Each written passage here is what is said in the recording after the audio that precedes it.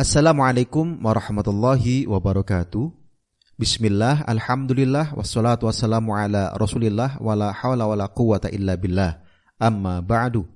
Pendengar Buletin Dakwah Kafah rahimakumullah, kembali hadir di tengah-tengah Anda semua Buletin Dakwah Kafah. Kali ini edisi 242, 13 Syawal 1443 Hijriah, 13 Mei 2022 Masehi. Kali ini akan mengangkat tema LGBT mengundang fitnah dan azab Allah. Bismillahirrahmanirrahim. Eksistensi kaum Sodom lagi-lagi dikampanyekan. Kali ini oleh Deddy Corbuzier. Dalam podcastnya, ia mengundang pasangan gay yang sudah menikah di Jerman. Judul yang dipampang pun provokatif dan seolah menantang umat muslim di Indonesia. Tutorial menjadi gay di Indonesia. Ini bukan kali pertama Deddy Corbuzier menayangkan konten LGBT. Ada beberapa judul yang pernah tayang dalam podcastnya yang terang-terangan mengkampanyekan LGBT. Namun, baru kali ini kecaman keras datang dari berbagai pihak. Sampai hari ini tak ada tindakan hukum terhadap Deddy Corbuzier ataupun terhadap tayangan podcastnya. Seolah-olah hukum di negeri ini menyetujui atau bahkan melindungi eksistensi perilaku keji dan gerakan mengkampanyekan LGBT. Pendengar rahimakumullah, menyimpang dan merusak. Pertama, ditinjau dari sudut manapun, LGBT atau lesbian, gay, biseksual, dan transgender adalah fitnah atau bencana, bukan fitrah. LGBT justru merupakan penyimpangan dari fitrah manusia. Fitrah manusia jelas terdiri dari lelaki dan perempuan dengan organ reproduksi yang tak bisa dipertukarkan dan diganti. Misalnya pada kaum perempuan, Allah SWT menciptakan rahim, sel telur, kelenjar prolaktin yang nantinya membentuk ASI. Adapun lelaki memiliki hormon testosteron dan sel sperma. LGBT tidak ada kaitannya dengan manusia yang diciptakan dengan kelamin ganda atau hermaprodit, atau dalam fikih disebut sebagai khunsa. Sebagaimana klaim sebagian pendukung LGBT, mereka membajak bahasan khunsa para fuqaha untuk melegitimasi kaum LGBT. Khunsa yang dibahas dalam fikih bukanlah berperilaku sebagai gay atau lesbian, melainkan orang yang memang secara fisik memiliki dua kelamin. Tentang khunsa, Profesor Dr. Roas Qol-Ahji menyatakan, orang yang mempunyai alat kelamin laki-laki dan alat kelamin perempuan, atau orang yang kencing melalui suatu saluran, sementara dia tidak mempunyai alat kelamin laki-laki dan alat kelamin perempuan. Roas Qol-Ahji dalam kitab Mu'jam Lughat Al-Fuqaha halaman 179. Para fuqaha membagi khunsa menjadi yang pertama khunsa muskil, yaitu orang yang mempunyai kelamin ganda dan dua-duanya berfungsi atau sebaliknya tidak mempunyai kelamin sama sekali. Yang kedua, khunsa ghair muskil, yaitu orang yang mempunyai dua kelamin ganda, tetapi secara definitif jelas, jika yang berfungsi kelamin laki-laki, dia dihukumi laki-laki. Jika yang berfungsi kelamin perempuan, dia pun dihukumi perempuan. Tentang khunsa muskil, jumhur fuqaha berpendapat, jika sebelum balik ia kencing dari kelamin laki-laki, maka dia dihukumi laki-laki. Jika dia kencing melalui kemaluan perempuan, maka disebut perempuan. Namun, setelah balik, kondisinya tampak dengan salah satu ciri yang menonjol. Jika dia keluar jenggot, mengeluarkan sperma melalui testis, atau bisa menghamili perempuan, maka dia dihukumi laki-laki. Begitu juga ketika tampak ciri-ciri keberaniannya, sikap kesatria dan sabar menghadapi musuh, maka ini menjadi indikasi kejantanannya. Ini sebagaimana yang disebutkan oleh Imam As-Suyuti menukil dari pendapat Imam Al-Isnawi. Yang kedua, tujuan penciptaan manusia dengan kelamin pria dan wanita adalah agar manusia berketurunan. Bisa dilihat di Quran Surah An-Nisa ayat 1. Kaum gay dan lesbian tidak mungkin mendapatkan keturunan. Pasangan seperti ini yang menginginkan anak biasanya mengadopsi anak dari pasangan lain atau melakukan sewa rahim. Ini berarti menambah kerusakan karena mengacaukan nasab anak yang juga diharamkan oleh syariah Islam. Yang ketiga, perilaku gay dan lesbian terbukti menyebabkan maraknya sejumlah penyakit kelamin.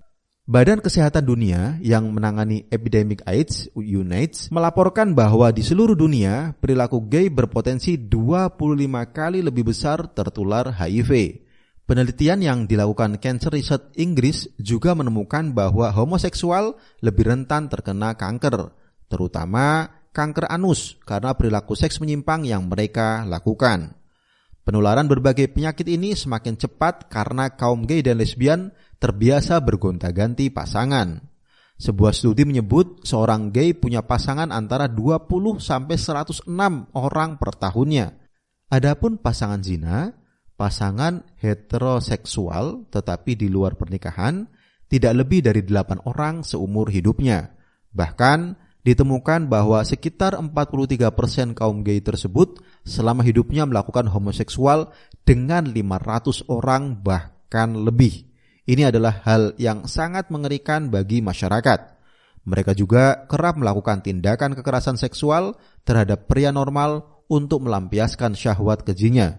Seperti yang dilakukan seorang gay asal Indonesia di kota Manchester, Inggris yang memperkosa ratusan pria sebagai korbannya. Demikianlah di antara fitnah atau bencana mengerikan akibat perilaku LGBT. Pendengar rahimakumullah, Islam solusi terbaik. Pantas Islam mengharamkan perbuatan liwat ini dan mengkategorikannya sebagai dosa besar. Allah SWT menyebutkan dalam kemarahan Nabi Lut alaihissalam kepada kaumnya penduduk Sodom karena kekejian mereka melakukan hubungan seksual dengan sesama jenis, bukan karena kemungkaran yang lain sebagaimana tudingan sekelompok tokoh pembela LGBT. Allah SWT berfirman dalam Quran surah Al-A'raf ayat 80-81. A'udzu billahi minasyaitonir rajim. Bismillahirrahmanirrahim. Walutan idz qala liqaumihi atatuna al-fahishata ma sabaqakum biha min ahadim minal alamin. Innakum latatuna ar-rijala syahwatan min dunin nisa bal antum qaumun musrifun. Kami juga telah mengutus Lut kepada kaumnya. Ingatlah tatkala dia berkata kepada mereka, mengapa kalian mengerjakan perbuatan keji liwat itu yang belum pernah dikerjakan oleh seorang pun di dunia ini sebelum kalian? Sungguh kalian mendatangi lelaki untuk melepaskan nafsu kalian kepada mereka, bukan kepada wanita. Kalian ini adalah kaum yang melampaui batas. Imam At-Tabari menyebutkan bahwa Nabi Lut alaihissalam mencela kaumnya karena perbuatan mereka, yakni lelaki mendatangi lelaki pada dubur mereka atau sodomi. Akibat perbuatan itulah Allah SWT melaknat dan menghancurkan kaum Lut alaihissalam. Bisa dilihat di Quran surah Hud ayat 82. Alhasil, Islam sama sekali tidak mengakui keberadaan kaum LGBT ini. Bahkan Islam mencela perilaku LGBT dengan sangat keras. Sebagai tindak preventif, Islam pun mengancam para pelaku homoseksual dengan sanksi keras berupa hukuman mati bagi kaum gay yang masih bujang ataupun yang sudah menikah. Tanpa sanksi yang keras atas para pelaku menyimpang ini, kekejian mereka tak akan surut. Dikecualikan dalam hal ini adalah para korban kekerasan seksual para gay tersebut. Para korban kekerasan seksual akan direhabilitasi fisik dan jiwanya agar mereka tidak menjadi gay di kemudian hari. Hanya para pelakunya yang dijatuhi hukuman mati. Nabi SAW bersabda, "Man wajadtumuhu ya'malu 'amala qamilutin faqtulul fa'ila wal maf'ul bih." Siapa saja yang menjumpai kaum yang melakukan perbuatan kaum Lut, bunuhlah pelaku maupun pasangannya. Hadis riwayat Abu Dawud.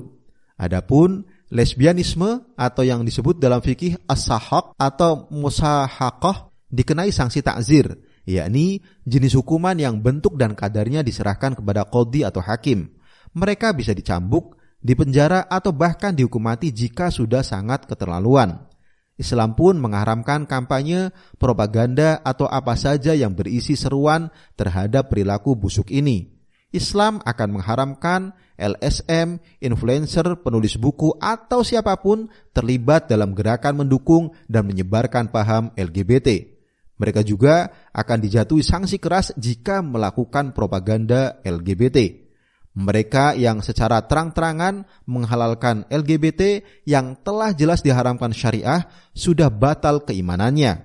Pasalnya, keharaman LGBT ini telah jelas di dalam syariah. Haram bagi seorang muslim menghalalkan atau mengharamkan sesuatu yang bertentangan dengan hukum Allah Subhanahu wa taala. Bisa dilihat di Quran surah An-Nahl ayat 116. Pendengar rahimakumullah, campakan liberalisme.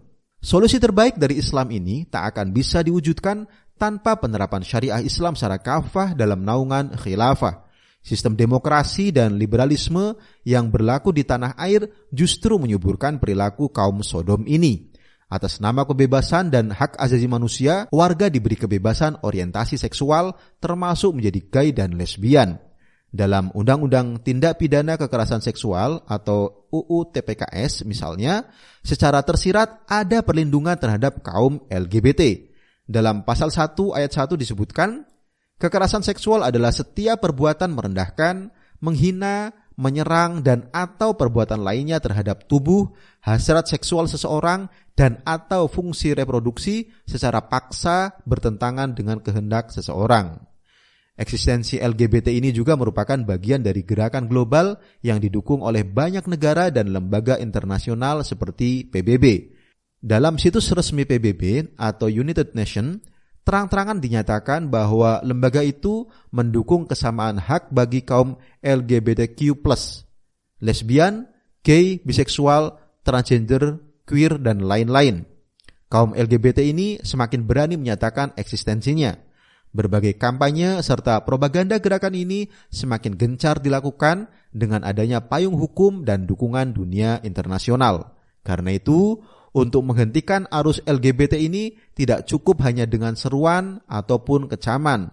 Harus ada kekuatan politik dan hukum yang melindungi umat, mengharapkan kehidupan sosial yang bersih dan sesuai fitrah sebagaimana tuntunan Allah SWT tak mungkin terwujud tanpa penerapan syariah secara kafah dalam naungan khilafah. Wallahu alam biswab. Demikian materi Buletin Dakwah Kafah edisi 242. LGBT mengundang fitnah dan azab Allah. Terima kasih. Assalamualaikum warahmatullahi wabarakatuh.